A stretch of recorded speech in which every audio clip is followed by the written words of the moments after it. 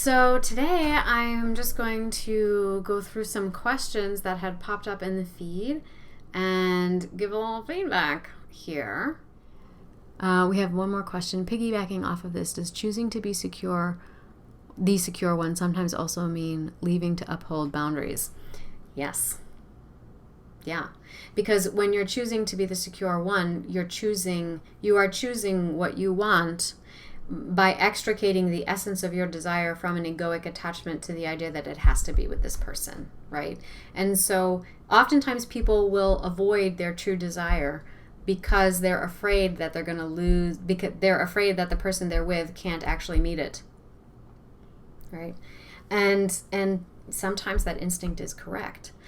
But sometimes if you can step into your own self-sovereignty and establish boundaries so that you have a stronger sense of self, a secure self-definition, you can inspire a partner to meet you there as well, because you're not creating a trigger that triggers them, right?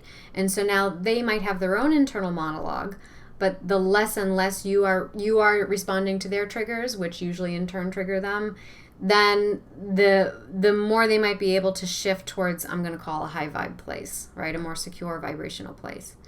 Sometimes what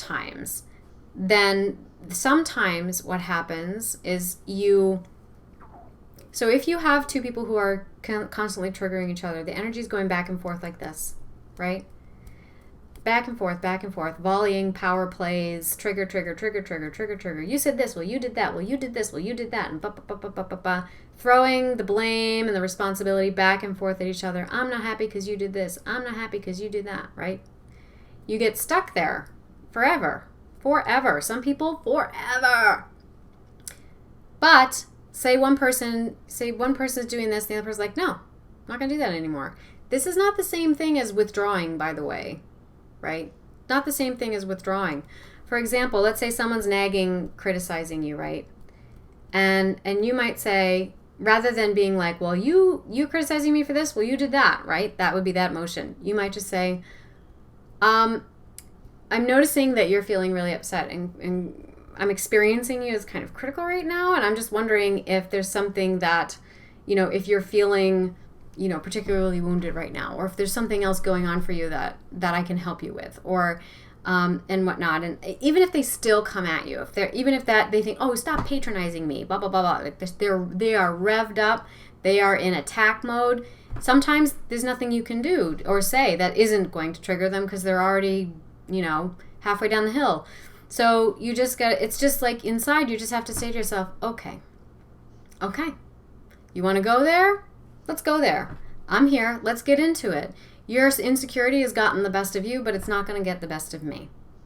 So I'm here. I'll ride it out because I know that beyond this onslaught that you are caught in, there is, in fact, a deep and loving and intimate connection here. And I realize, and I'm knowing, even as you're saying all these really negative things towards me, I am recognizing this volume as representative of how terribly afraid and scared and helpless you feel right now. And I love that scared, helpless child inside of you. So I'm going to put up with the fortress. I'm going to put up with the defensive posturing, because I know that child inside needs to witness me do that, right? So just choosing to be that partner. And you got to decide if it's worth it to you. Sometimes it isn't, to be quite honest, because, but when you make that choice, then you realize, is it the person you actually love? Do you actually love that person? Is their character, in fact, lovable to you? Once you assume that position, you start to see things in a different way.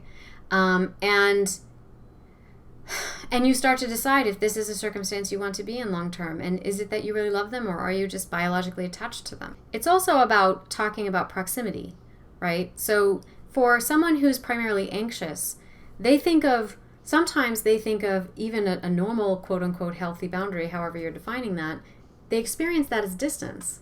And so when they assume it, they're like, well, I'm going to do that too then. I'm going to try that, see what that feels like. And you try it. Oftentimes they start by taking too much distance because their understanding of boundaries is like all in or all out. So if they know boundaries, if they experience closeness as all in, and someone tells them, well, you have to have healthy boundaries in order to have a healthy relationship, then they think, well, the only other way I know to be is all out. And so then they think a boundary requires being all the way over here. Okay? So you got to think about how you're defining distance, right? And usually it requires experiencing a bit of tension.